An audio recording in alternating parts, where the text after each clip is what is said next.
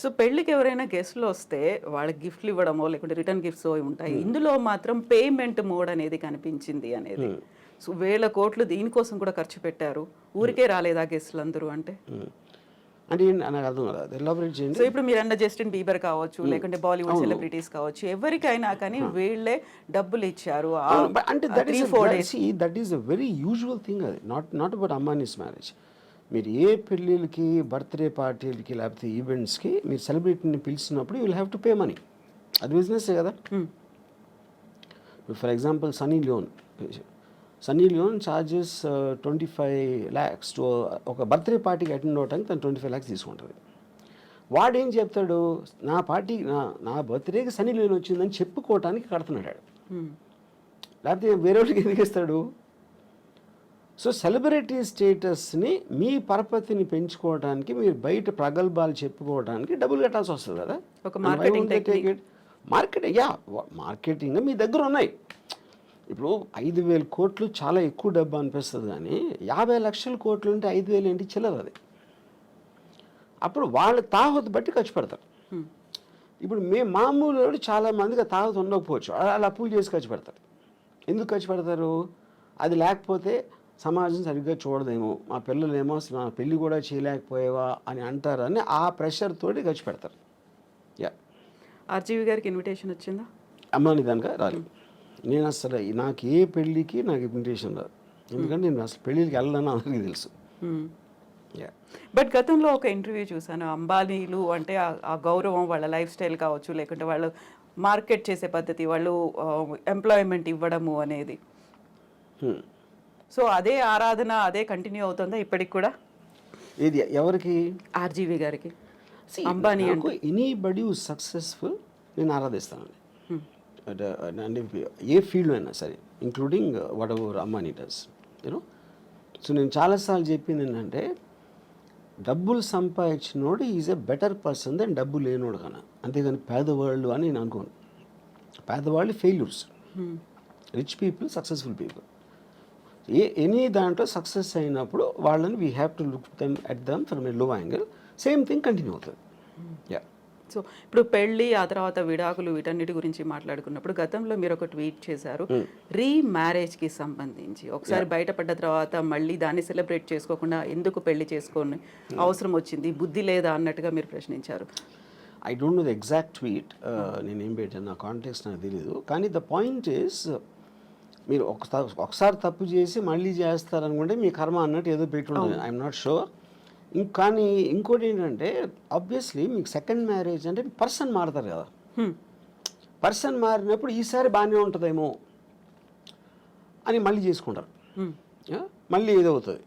ఎందుకంటే problem is not with the person, అది ఇన్స్టిట్యూషన్లో problem ఉంది. అది ఇద్దరిని కలిపి ఒక చోట ఉండాలి, కొన్ని నిబంధనలను, భార్యాభర్తలు కాబట్టి ఇలా ఉండాలి అనే నిబంధనల నుంచి వచ్చిన సిస్టంలో ప్రాబ్లం ఉంది. It is not the people. So వ్యవస్థలో ప్రాబ్లం ఉందా? పెట్టేటువంటి వ్యవస్థలో, ఓన్లీ వ్యవస్థ. పెడుతున్న marriage institution is itself fundamentally flawed.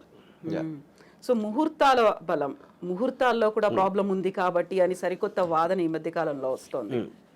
So వాళ్ళ రాశులు, జన్మ నక్షత్రాలు, ముహూర్తాలు నమ్మటం అనేది ఇట్స్ ఏ సూపర్స్టిషన్ ఆస్పెక్ట్. అది so there is no scientific backing to it.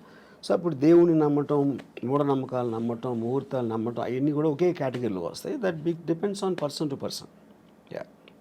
So ఇప్పుడు సరికొత్తగా నాగ చైతన్య అండ్ శోభితాకి సంబంధించి ఎంగేజ్మెంట్ తర్వాత వస్తున్నటువంటి ఆస్ట్రాలజర్స్ వీడియోలు అవి పెడుతున్నారు. మళ్ళీ వీడు విడాకులు తీసుకుంటారు, అప్పుడు సమంతతో ఏమైందో, ఇప్పుడు అదే అవుతోంది. ఇలాంటి వాటన్నిటిని ఎలా చూస్తారు మీరు? నేను అదే చెప్తున్నా. ఇప్పుడు ప్రతి ఒక్కరికి 2 bit ఆఫ్ ఫేమ్ కావాలి. సెలబ్రిటీస్ గురించి, వాళ్ళు చేస్తున్న దాని గురించి మాట్లాడితే మనకి వ్యూస్ వస్తాయి. ఇప్పుడు ఇలా మీడియాలో మీరు క్వశ్చన్ ఎందుకు అడుగుతున్నారు, అలాంటి టాపిక్ అతను లేపాడు కాబట్టి, అతను అది లేపాడు కాబట్టి మీరు అడుగుతున్నా, అది తనకు కావాల్సింది కూడా అదే. ఇప్పుడు దీంట్లో ముహూర్తాల ఇది ఏదైనా అవుతుందా అవ్వదా అనే దాంట్లో విన్నోళ్ళు కొంతమంది నమ్ముతారు, కొంతమంది నమ్మరు, కొంతమంది ఎంటర్టైన్గా తీసుకుంటారు. సో మన లైఫ్లో ఏం చేసినా అదే finally it comes to entertainment. So ఇప్పుడు సెలబ్రిటీల ఇళ్లలో పెళ్ళిళ్ళు అవుతున్నాయి అనుకుంటే ఎందుకని దాని గురించి అంత మాట్లాడుకునే పరిస్థితి వస్తుందంటారు? Because they're celebrity. అంతకన్నా సింపుల్ ఆన్సర్ ఏముంది? మా పక్కింటి గురించి చెప్తే ఎవరికి ఉండదు కదా. ఎవరో ఒక స్టారు ఒక పొలిటికల్ పర్సన్ ఏదో ఒక విధంగా చాలామందికి తెలిసిన మనిషి గురించి మాట్లాడితేనే ఎంటర్టైన్మెంట్ వస్తుంది. వేరే వాళ్ళతో రాదని కాదు, అది లిమిటెడ్ సర్కిల్లో ఉంటుంది. అది వైడర్ సర్కిల్ కావాలంటే you always have to target A celebrity. So పెళ్లి వ్యవస్థకు సంబంధించి అవుతున్నటువంటి లోపం, ఎక్కడ లోపం ఉంది అంటే వ్యవస్థలోనే లోపం ఉంది. ఎలా ఉండాలంటారు ఆ నేను వ్యవస్థ? అదే చెప్తున్నాను, వ్యవస్థలో ఉందంటే మనకున్న ఇండిపెండెన్స్, మనకున్న మైండ్ సెట్లో ఇద్దరిని కలిపి ఒక చోట ఉంచటం, అది పెళ్ళి అనే పేరుతోటి వాళ్ళని బంధించడం అనేది that is where the problem comes. ఇప్పుడు ఒక ప్రాబ్లం ఏమొస్తుంది, ఇప్పుడు హస్బెండ్ ఉన్నాడు అనుకోండి, హీ నోస్ హిజ్ రిలేటివ్స్, ఆ పేరెంట్స్ అవ్వచ్చు, తన సిస్టరు, వీళ్ళు ఇంట్లో చేసే పని వాళ్ళు ఉంటారు, అందరూ కూడా ఇప్పటి నుంచో తెలుసు. కొత్తగా వచ్చిన అమ్మాయికి వాళ్ళు తెలియదు. అప్పుడు వీడికి వాళ్ళ మీద ఉన్న అభిప్రాయాలు సేమ్ అభిప్రాయాలు అమ్మాయికి రాకపోవచ్చు, which is one of the big reasons why the daughter in law versus the family ఎందుకు ఉంటుంది అంటే అదొక point. And it is naturally understandable. అది నేను గబుక్కుని మిమ్మల్ని కలిస్తే మీ మీద నాకున్న అభిప్రాయానికి, మిమ్మల్ని మీ గురించి ఎప్పటి నుంచో తెలిసిన వాళ్ళకి అభిప్రాయానికి ఎలా సింక్ కుదురుతుంది, అప్పుడు ఎక్స్పెక్ట్ చేయటం తప్పది. సో ఇది ఒక ఎగ్జాంపుల్ చెప్తాను. రెండో ఎగ్జాంపుల్, ఇప్పుడు నాకు తెలిసిన ఒక అమ్మాయి, she wanted to get divorce. ఏంటి ప్రాబ్లం అంటే, I find you very boring, which is the good enough reason. Bore కొట్టే మనిషి, మీరు మామూలుగా నేను బోర్ కొడితే మీరు వెళ్ళిపోతారు, కాసేపు హలోని మాట్లాడి వెళ్ళిపోతారు, నేను వెళ్ళిపోతాను. కలిసే ఉండాలి అంటే బోర్ కొట్టించి కొడితే ఎలా సాధ్యం అది? She might find something else more interesting, someone else more interesting. అప్పుడు మీ లైఫ్ మీకోసమే బతకాలి అని ఒక అండర్స్టాండింగ్ మీకు వచ్చినప్పుడు, ఇంకొకళ్ళ కోసం నా లైఫ్, నా టైము నేను సాక్రిఫైస్ చేయను. ఆ ఇండిపెండెన్స్లోంచి వస్తుంది ఆ బ్రేక్అవే అనేది. సో మ్యారేజ్ అనేది ఒరిజినల్గా క్రియేట్ చేసినప్పుడు, ఓకే, భర్త భార్య ఇద్దరు వాళ్ళ పిల్లలుగా అంటారు, పిల్లల్ని పెంచుతారు, చదివిస్తారు, వాళ్ళు ఏదో చేస్తారు. ఫ్యామిలీ ఆస్పెక్ట్ అనేది సొసైటీ కోసం చేసింది, ఇండివిజువల్ కోసం చేసింది కాదు. ఎప్పుడైతే ఇండివిజువల్ ఫ్రీడమ్ అనేది పెడితే ఇలాంటి ఇలాంటి ఇన్స్టిట్యూషన్స్ అని కనుమలేకపోతాయి. సో ఈ పెళ్ళిళ్ళు అనేటువంటి వ్యవస్థ లేకుండా ఈ మధ్య కాలంలో వచ్చినటువంటి లివ్ ఇన్ రిలేషన్, దాంట్లో కూడా గొడవలు అవుతున్నాయి, దాంట్లో హ్యాపీగా విడిపోతున్నారు. కరెక్ట్. ఇప్పుడు పెళ్ళి అనేది వేరే వాళ్ళకి చెప్పడానికి, లివ్ ఇన్ రిలేషన్షిప్ అనేది వాళ్ళిద్దరికి ఉన్న పర్సనల్ ఆస్పెక్ట్. అది దట్స్ ఓన్లీ డిఫరెన్స్. యూనో, ఇక దాంట్లో లీగల్గా ఎన్ని ఇయర్స్ ఉంటే అది వ్యాలిడ్ ఉంటుంది, ఇది అది అని. కొట్టుకుంటాం అనేది ఎలా జరుగుతుంది, మీరు అసలు ఇద్దరు ఒక చోట ఉంటే కొట్టుకోకుండా ఉండలేరు.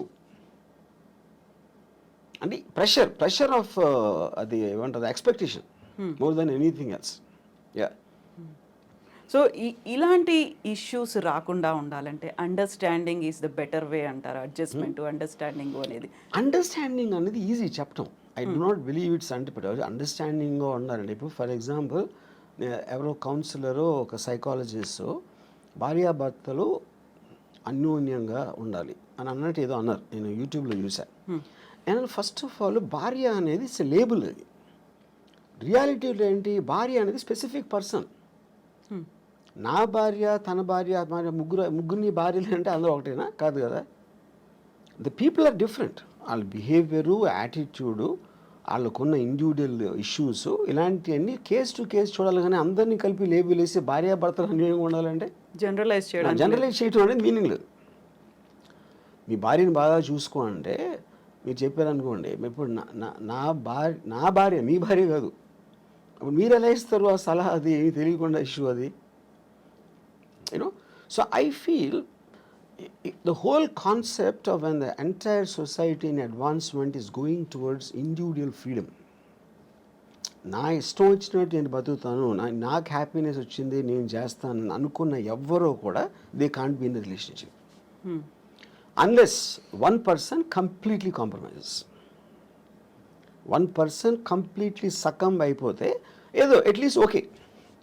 అది సో మనకున్నటువంటి ఒక పర్సన్ కంప్లీట్గా సకంబ్ అవ్వటానికి ఎందుకు సకంబ్ అవ్వాలి నేను వేరే వాళ్ళకి అన్నది కదా. మీ ఫ్రీడమ్ మీకు ఉంది, మీ ఇండిపెండెన్స్ మీకు ఉంది. పాత రోజుల్లో ఏంటి, ఫైనాన్షియల్ ఇండిపెండెన్స్ అమ్మాయిలకి లేనప్పుడు ఇంకా చేసేది లేక దే జస్ట్ అంటే ఒక స్లేవ్స్ లాగా ఉండేవారు. నేను ఇప్పుడు రెబెల్ అయినా కూడా నాకు వేరే గతి లేదు అనుకున్నప్పుడు they will bear with whatever is there for them. Yeah.